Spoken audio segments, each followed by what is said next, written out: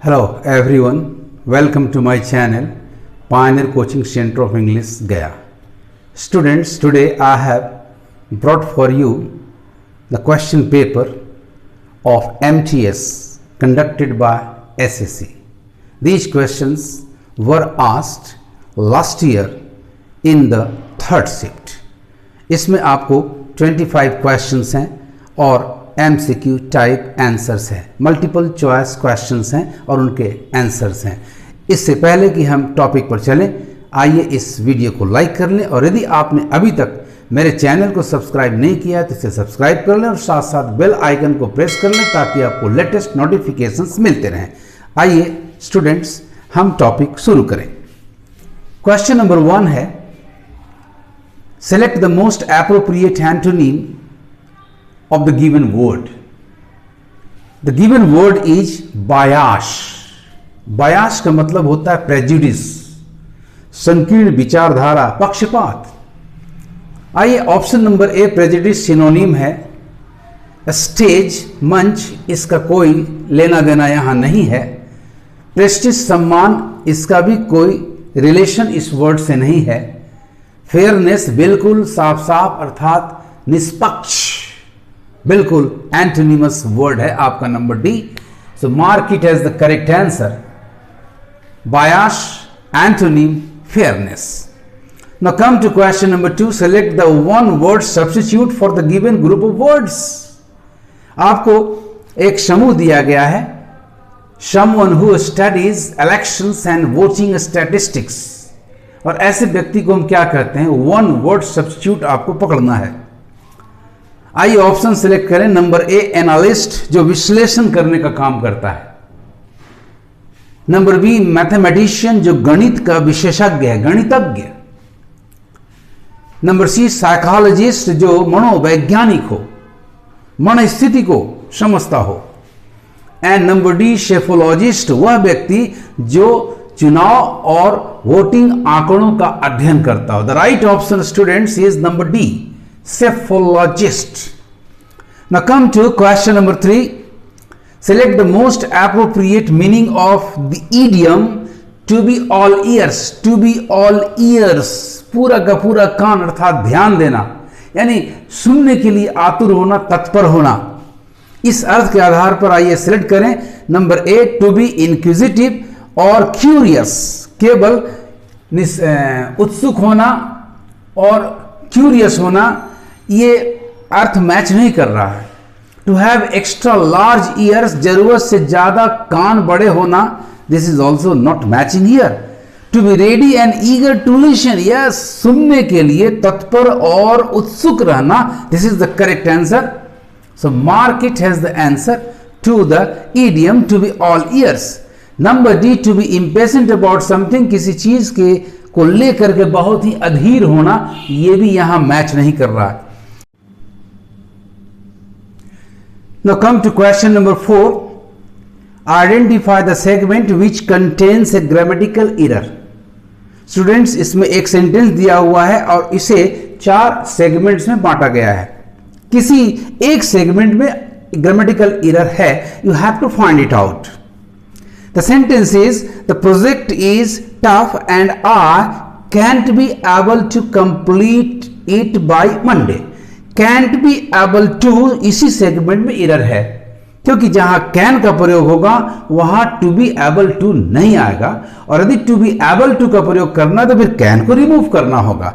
आइए ऑप्शंस पढ़ें। तो number A, can't be able to, mark करें। This is the correct answer because the error lies in this segment. Number B, tough and I, it is correct. Complete it by Monday, number C is also correct. And number D, the project is, it does not contain any error. So the error lies in the segment, in segment number A, can't be able to, इसके जगह पर होना चाहिए था either can't complete it by Monday or amn't able to to complete it by Monday. So आपका correct sentence, the project is tough and I can't complete it by Monday, or I amn't able to complete it by Monday.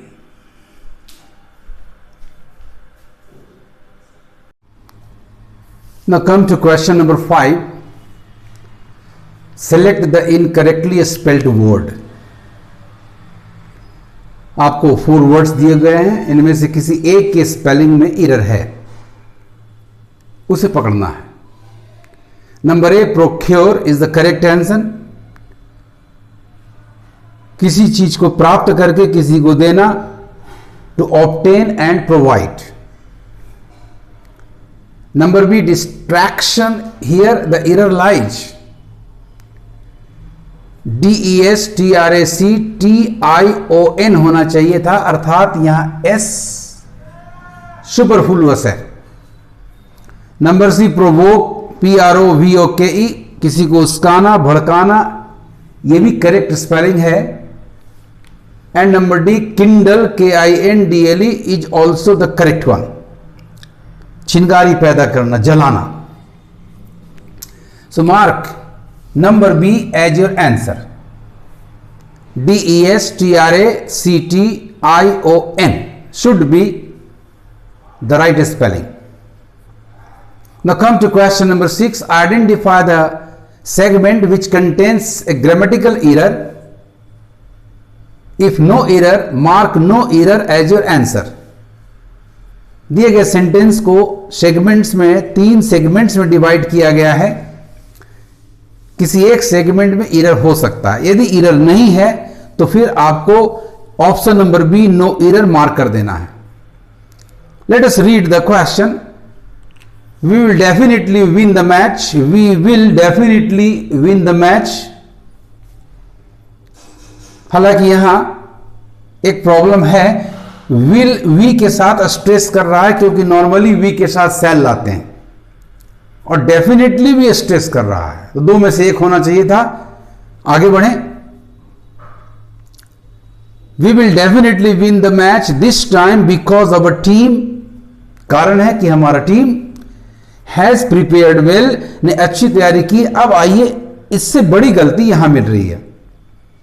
यहां team एक collective noun है, showing human concern, और जब collective noun showing human concern collective sense में हो, यानी पूरी whole body का सेंस हो, तो यह सिंगुलर होता है. लेकिन जब इसका अर्थ डिस्ट्रीब्यूटिव हो, मतलब मेनी का सेंस हो, तो फिर यह प्लूरल वर्ब लेता है. कोई भी टीम के प्लेयर्स अलग अलग पॉइंट पर खेलेंगे और उसी पॉइंट की तैयारी करेंगे. जो उनको दिया जाएगा उसकी तैयारी करेंगे, यानी अलग अलग ढंग से तैयारी हो रही है. मान लीजिए क्रिकेट है तो कोई बॉलिंग की प्रैक्टिस कर रहा है, तो कोई बैटिंग की प्रैक्टिस कर रहा है, तो कोई फील्डिंग की प्रैक्टिस कर रहा है. यानी यहां आपका टीम सिंगुलर हो के भी डिस्ट्रीब्यूटिव सेंस में काम कर रहा है, तो इसकी क्रिया प्लूरल होनी चाहिए. सो आपका एरर वास्तव में यहां होगा. So right answer is number D. The correction has की जगह हैव करना होगा, because the noun team, collective noun team, has been used here in the distributive sense, and such a noun must take a plural verb. So the correct sentence will now be we will definitely, हालांकि होना चाहिए था we will win या we shall definitely win the match this time because our team has prepared well. The right option is number D. Now come to question number 7. 4 sentences have been given, but they are jumbled, not in a proper order. You have to arrange them in the right order in order to give a coherent paragraph. आपको इनको एक क्रम में सजाना है ताकि एक सिलसिलेवार से पैराग्राफ आपको प्राप्त हो जाए.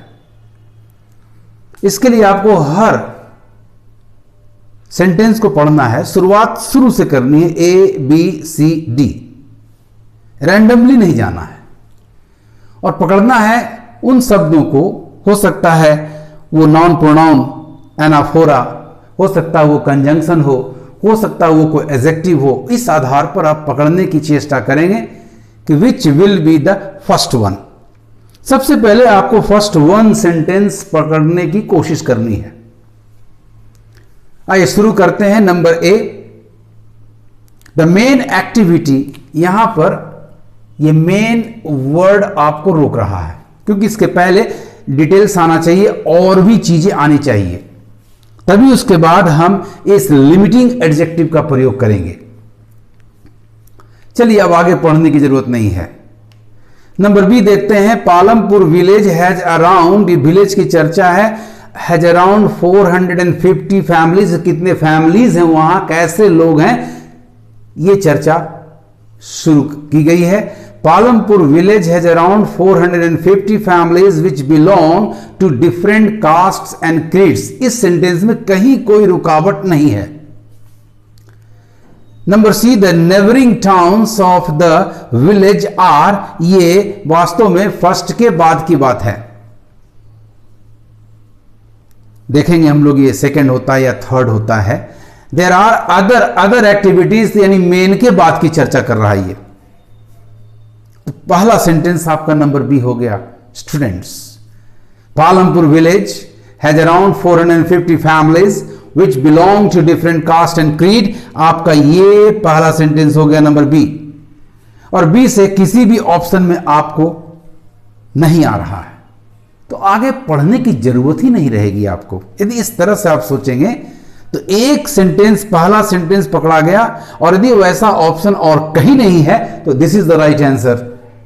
फिर भी मैं आपको कंप्लीट करके बता दूं तो बी आपका हुआ Palampur village has around 450 families which belong to different caste and creed। और इनमें से the main activity of Palampur is farming and 80 families of the upper caste own the majority of land in Palampur। दूसरा sentence आपका ए हो गया।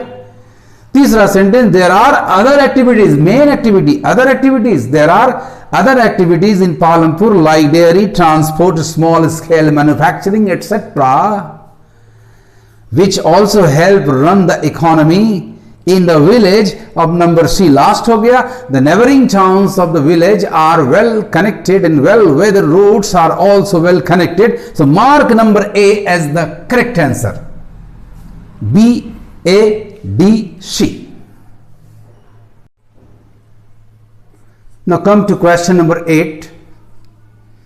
select the most appropriate option to substitute the underline segment. एक sentence है जिसमें कुछ शब्दों को अंडरलाइन किया गया है और यदि वो गलत है तो आपको राइट ऑप्शन चुनना है उसे सब्स्टिट्यूट करने के लिए, और यदि गलत नहीं है, सही है, तो आपका ऑप्शन होगा नो सब्स्टिट्यूशन रिक्वायर्ड। तो let us read the sentence. Seldom do we find so many birds nesting during this season. Underline words are seldom do we find. बिल्कुल करेक्ट है, यहां किसी सब्स्टिट्यूशन की जरूरत नहीं है। So right answer is no substitution required. B को पढ़ लें, सेल्डम डज वी के साथ डज होगा नहीं। सी को पढ़ लें, seldom did we found, did के साथ फाउंड होगा नहीं। और यदि फाइंड भी होता तो भी ये सही आंसर नहीं होता क्योंकि दिस सीजन बता रहा है कि प्रेजेंट की बात है। And seldom we do find, जब भी एडवर्ब सेल्डम फ्रंट पर हो तो the sentence is partially, the verb is partially inverted. Hence the right answer is number A. Come to question number 9। Select the most appropriate antonym of the given word. आपका given word है fritter. Fritter का मतलब होता है पैसा, समय, energy, फालतू चीजों पर बर्बाद करना, बिना मतलब के वेस्ट करना। आइए इसका एंटोनिम पकड़ना है तो होर्ड का मतलब होता है संचय करना, जमा करना, यानी सही आंसर आपका वेस्ट बर्बाद करना, स्पॉइल बर्बाद करना, स्प्रेड फैला देना, छितरा देना, यानी ये भी इससे मैच नहीं कर रहा है। तो राइट आंसर आपका नंबर ए होर्ड। फ्रीटर पैसा आदि पानी की तरह खर्च करना, बहाना, बर्बाद करना। होर्ड मीन्स जमा करना। Number 10 fill in the blank. This training program for students will help the blank space understand the different methods of communication. और ऑप्शंस में देखिए क्रिटिक्स, भाई ये प्रोग्राम स्टूडेंट्स के लिए है तो क्रिटिक्स इसमें नहीं आएंगे, आलोचक। पार्टिसिपेंट्स बिल्कुल सही है, जो स्टूडेंट्स इसमें पार्टिसिपेट करेंगे। ट्रेनर्स, भाई ट्रेनर्स तो उनको टेस्ट करेंगे, उनको ट्रेन करेंगे, तो फायदा पार्टिसिपेंट्स को होगा। ऑर्गेनाइजर्स भी वो होंगे जो इस प्रोग्राम को ऑर्गेनाइज करेंगे। So right answer is number B, participant. तो आपका सेंटेंस हो जाएगा, this training programme for students will help the participants understand the different methods of communication. Now come to question number 11. Select the most appropriate synonym of the given word. The given word is bolster. Bolster का मतलब होता है to encourage, to strengthen, हिम्मत देना, मजबूत कर देना। आइए ऑप्शंस को देखें। नंबर ए इज नेगेटिव, ये तो एंटोनिमस है, discourage.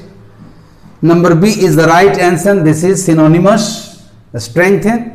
Number C is antonyms, weaken, embolden, ये केवल नीडर कर देना है, कुछ रिलेशन है लेकिन ये स्ट्रेंथ देने की बात नहीं करता। तो embolden is not the correct answer. To some extent it can be said to be related. So right answer is number B, strengthened. Question number 12, active और पैसिव वॉइस। गिवन सेंटेंस को आपको यदि वो एक्टिव में है तो passive कर देना, और यदि पैसिव में है तो उसे एक्टिव कर देना। तो पहचानिए, यदि आपकी क्रिया verb to be plus main verb 3 है तो वो पैसिव है, इसका मतलब उसे एक्टिव में चेंज करना होगा। यदि verb to be plus main verb 3 नहीं, इसका मतलब वो सेंटेंस आपका एक्टिव है तो पैसिव चेंज करना होगा। तो पहले इसको पकड़ लें। द सेंट्रल टीम विजिटेड, यहां verb to be plus V3 नहीं, इसका मतलब दिया हुआ सेंटेंस एक्टिव वॉइस में है, इसे पैसिव करना होगा। पैसिव बनाने के लिए सबसे आसान तरीका है फाइंड आउट द ऑब्जेक्ट। सबसे पहले देखें ऑब्जेक्ट कौन है, तो ऑब्जेक्ट आपका है 8 विलेजेस। आपका राइट आंसर 8 विलेजेस से शुरू होना चाहिए। आइए ऑप्शन नंबर ए को देखें। द डैमेज ये नहीं है क्योंकि 8 विलेजेस ऑब्जेक्ट से स्टार्ट नहीं हो रहा है। Number B 8 villages in the state were visited, ये आपके ऑब्जेक्ट 8 विलेजेस से स्टार्ट हो रहा है, ये राइट आंसर है। लेकिन आगे बढ़े, नंबर सी भी 8 विलेजेस है लेकिन उसके बाद की क्रिया पैसिव नहीं है, एक्टिव है, और हेड कहां से आ गया, सो this is not correct. And number 9 भी 8 विलेजेस से स्टार्ट नहीं हो रहा है, so right option is number B. इसका बहुत आसान तरीका स्टूडेंट्स, सबसे पहले देख ले क्रिया कैसी है, एक्टिव है कि पैसिव है। यदि एक्टिव है तो उसे पैसिव चेंज करे, पैसिव है तो एक्टिव चेंज करे। पैसिव वर्ब की पहचान है verb to be, is, am, are, was, were, be, being, been के साथ मेन वर्ब 3 मिलेगा और बाकी सारी क्रिया एक्टिव होंगी, तो आपकी क्रिया एक्टिव मिल रही है विजिटेड, तो इसे पैसिव में चेंज करना होगा। पैसिव चेंज करने के लिए ऑब्जेक्ट को सबसे पहले आना होगा। आपका ऑब्जेक्ट है 8 विलेजेस। 8 विलेजेस से आपके पास 2 ऑप्शंस, एक बी और एक सी। बी में देखिए 8 villages in the state were verb to be plus main verb 3, ये पैसिव है। एंड नंबर सी में 8 विलेजेस हैड विजिटेड, ये पैसिव नहीं जा रहा है। So right option is number B. Very easy to do the work. Now come to question number 13. Select the incorrectly spelled word. 4 में से एक वर्ड के स्पेलिंग में एरर है। नंबर 1 क्लोस्टर्ड, करेक्टली स्पेल्ड, सबसे अलग किया हुआ।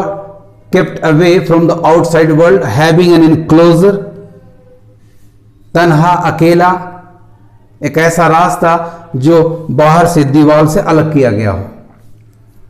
Number B creativity, here is the error students, V E की जगह वीआई होना चाहिए था, this is the correct answer.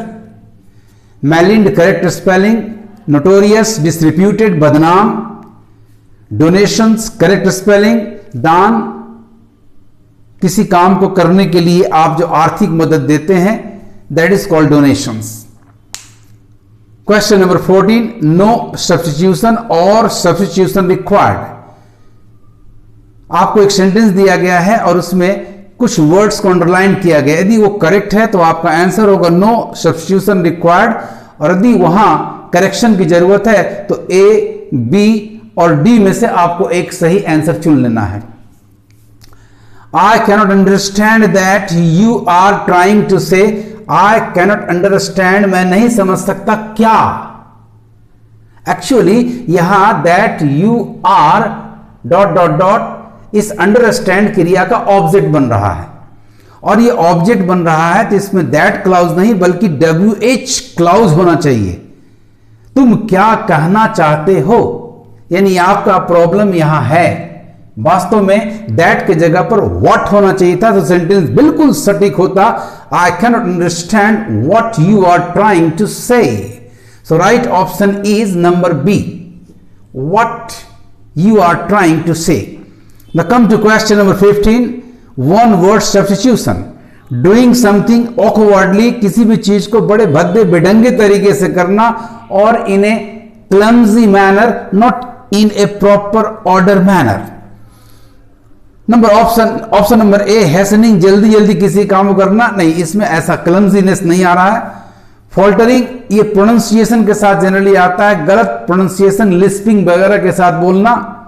Fumbling, yes yes, एकदम अंधेरा है, ये आपको दिखानी पड़ रही हूं, ऐसे ऐसे ऐसे ऐसे टोटल, बड़े ऑकवर्डली, देखने में ही खुद लग रहा है awkward.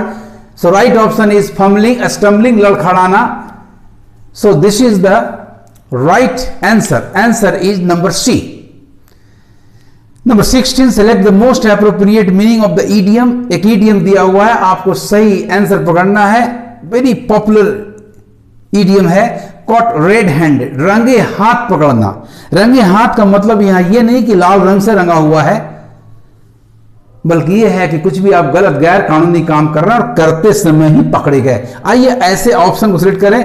Cot in the act of doing something illegal, this is the right answer, so mark it as your correct answer. Caught with a hand covered in blood, meaningless. Caught by someone wearing a red wrist band, meaningless. Caught stealing red objects like apples and tomatoes, this is also not matching here. So right answer is, student, number A. Now come to question number 17. Select the most appropriate synonym. 4 options हैं, इनमें से सही synonymous word को आपको select कर देना है। The given word is random. Random means arbitrary, without any aim, doing something without any purpose, means मनमाने तरीके से। ऑप्शन प्लान्ड, ये मनमाना होगा नहीं। रीजनेबल, उचित, ये भी मनमाना नहीं होगा। डेफिनेट, ये भी मनमाना नहीं होगा। So right option is number D, arbitrary. Number 18, you have been given 4 jumbled sentences, 4 jumbles, उनको आपको ऐसे ऑर्डर में, राइट ऑर्डर में सजा देना ताकि उसका कंटेंट एक मीनिंगफुल पैराग्राफ हो जाए। हम लोग एक एक को पढ़ेंगे।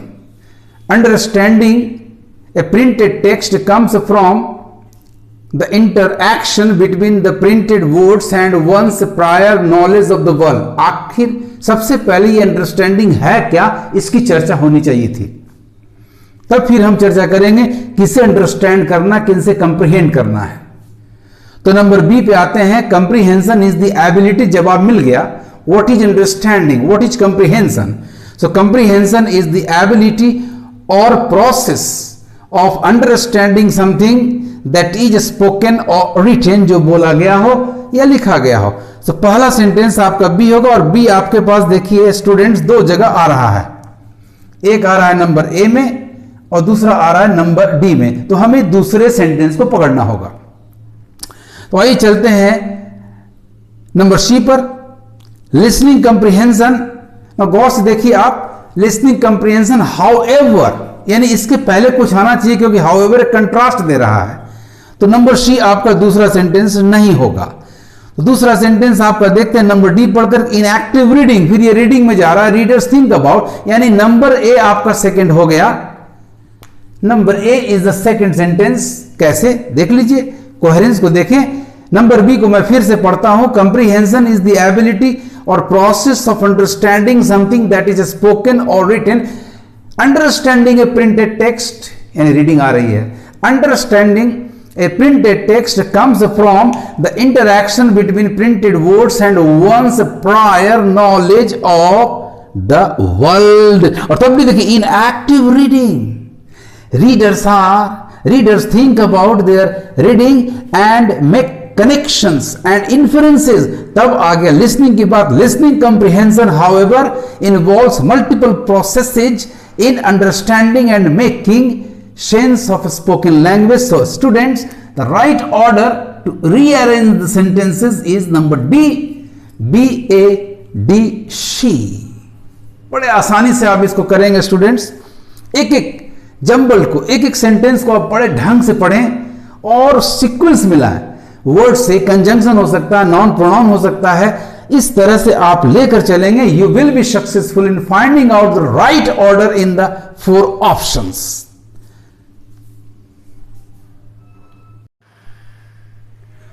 Now come to question number 19. Select the option that expresses the given sentence, this one, in reported speech. अर्थात आपको डायरेक्ट से इनडायरेक्ट स्पीच बनाना है और ऑप्शंस को, राइट ऑप्शन को सिलेक्ट करना है. The direct speech sentence is, where did the children leave their record books? The sports coach asked the class prefect. Option number 1. Options को एग्जामिन करने के पहले दिमाग में डालने की आपका डायरेक्ट स्पीच एक क्वेश्चन है तो रिपोर्टिंग वर्ब आस्क्ड चाहिए, और क्वेश्चन WH है, वेयर से बना है तो आपको कोई कंजंक्शन नहीं चाहिए. डायरेक्ट स्पीच का टेंस आपका डिड, लीव, पास्ट इंडेफिनिट है तो इनडायरेक्ट में पास्ट परफेक्ट की जरूरत होगी. इतनी बातों को ध्यान में रखें और पढ़ना शुरू करें ऑप्शंस को. Number A, the sports coach asked the class prefect where the children had. Sentence का स्ट्रक्चर इनडायरेक्ट में असर्टिव यानी सब्जेक्ट प्लस वर्ब होना चाहिए. Where the children had left their record books, कहीं कोई प्रॉब्लम नहीं है, बिल्कुल सही है. क्वेश्चन के लिए रिपोर्टिंग वर्ब आस्क्ड है. इनडायरेक्ट क्वेश्चन में structure the children plus verb है, सब्जेक्ट प्लस वर्ब है, and past indefinite did leave को चेंज करके had left, had plus V3 यानी पास्ट परफेक्ट कर दिया गया. तो this is the right option students. The sports coach asked the class prefect where the children had left their record books. Second को भी examine कर लें, हालांकि जरूरत नहीं है, फिर भी चूंकि मैं आपको प्रैक्टिस क्लास के तहत ले रहा हूं अतः दिखाना जरूरी है. The sports coach asked the class prefect, यहां तक सही है. वेयर द चिल्ड्रन लीव यहां आकर फंस गई. The sports number C, coach asked the class prefect where have, यहां भी स्ट्रक्चर वेरी कर जा रहा है. तो डायरेक्ट स्पीच का स्ट्रक्चर है, दूसरा वर्ब का टेंस नहीं बदला गया है. And number D, the sports coach asked the class prefect where the children are living, tense को बिल्कुल अलग कर दिया गया है. सो राइट ऑप्शन आपका स्टूडेंट्स नंबर ए है. Now come to question number 20. You have to select the right option to fill in the blank. खाली जगह को भरने के लिए आपको एकदम राइट ऑप्शन सेलेक्ट करना है. The sentence is, have you checked if we have information about the location. किसी चीज के लिए भी जानकारी, सूचना पर्याप्त मात्रा में, अच्छी मात्रा में होनी चाहिए. आइए एग्जामिन करें ऑप्शंस को. इनएडिक्वेट कट गया, प्रोफ्यूज जरूरत से ज्यादा ये भी कट गई, इसका इस्तेमाल वैसे भी खर्च और प्रशंसा में करते हैं. इनसफिशियंट, भाई इंफॉर्मेशन सफिशियंट होना चाहिए. सो राइट ऑप्शन आपका नंबर डी हुआ. So mark number D as your correct answer. Now come to question number 21 to question number 25, that is of comprehension. Here you are given a passage containing 5 blank spaces. There are 5 questions that follow, each having 4 options for each of the blanks.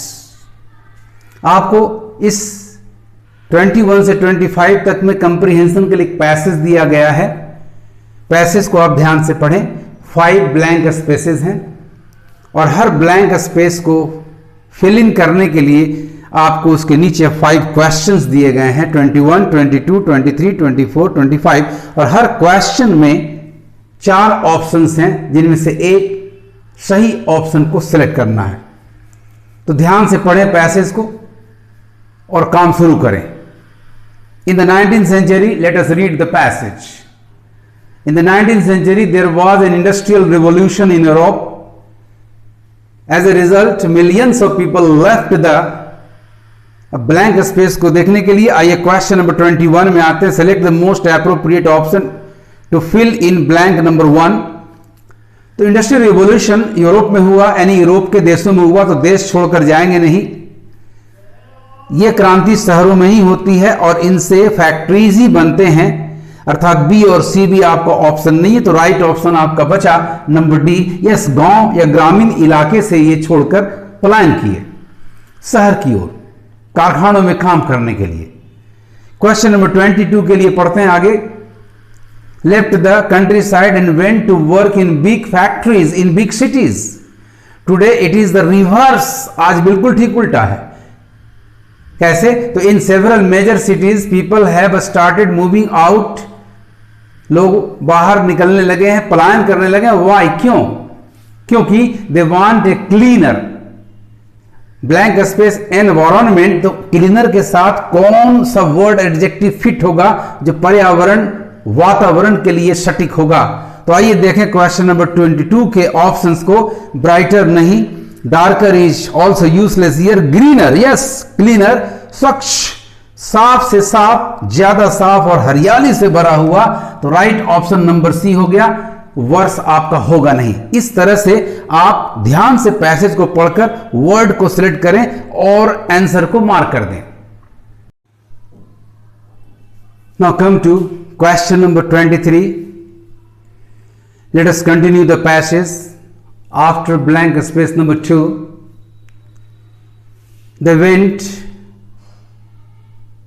they want a cleaner, greener environment. There are fewer jobs in heavy industries like steel and power generation. ध्यान से पढ़ें। There are fewer jobs in heavy industries like steel and power generation. Blank space, there are more, यानी इनकी जगह instead there are more jobs। आइए options को select करें। तो पहला ऑप्शन आपका इंस्टीड है, दूसरा क्लियरली, नेवरदलेस, कंट्रास्ट तो नहीं कर रहा है, स्पष्टता दिखा नहीं रहा, बल्कि किसी की जगह। ऑफ कोर्स भी यहां यूजलेस है। So right option is number A. Instead there are more jobs in service industries like banking, tourism and food delivery. Besides, इसके अलावे modern transport and communications have made it easier for people to blank space number 4 to work. आइए question number 24 में हम लोग select करें to calculate गणना करना। यहां पर आ रहा है ब्लैंक स्पेस के बाद टू वर्क। इसका मतलब यहां पीपल टू, जाने का सेंस आ रहा है, टू वर्क, काम पर जाने का। तो आपका option number A calculate, option number B compute and option number C communicate, तीनों यहां मैच नहीं करेगा। राइट ऑप्शन नंबर डी आ गया। कम्यूट का मतलब to go daily for job, for work, आना जाना करना। गया से पटना, पटना से बक्सर, बक्सर से आरा, इस तरह से आना जाना करना काम के लिए। Commute is the right verb here. For people to commute to work और even work from home. The result of this revolution in the 21st century will be spread cities, शहर फैलाओ। सिटीज आर वास्तव में growing fast, but blank space number 5 away from city. गौर से देखिएगा, away from city, inward, यहां away है तो इनवर्ड मैच नहीं कर रहा है। अपवर्ड, ऊपर की ओर जाना, कोई सेंस नहीं रखता। आउटवर्ड यानी शहर से बाहर, डाउनवर्ड नीचे, यहां नीचे ऊपर का डायरेक्शन नहीं है, अंदर का डायरेक्शन नहीं, क्योंकि यहां पर आ रहा है ब्लैंक स्पेस नंबर 5 के बाद away from city centres. So right option is number C, outward. इस तरह से, but outwards, away from, outwards किधर, away from city centers and people are choosing to live 40, 50, 60 kilometre away, ताकि वहां cleaner and greener environment प्राप्त हो सके। इस तरह से माय डियर स्टूडेंट्स, आप बहुत ही ढंग से पैसेज को पढ़ें और एक एक वर्ड पर ध्यान दें और राइट ऑप्शन को सिलेक्ट करके ब्लैंक स्पेस को पूरा कर लें। Best of luck. आपको मेरा ये वीडियो कैसा लगा कमेंट करेंगे और ज्यादा से ज्यादा शेयर करेंगे। Thank you for watching my video.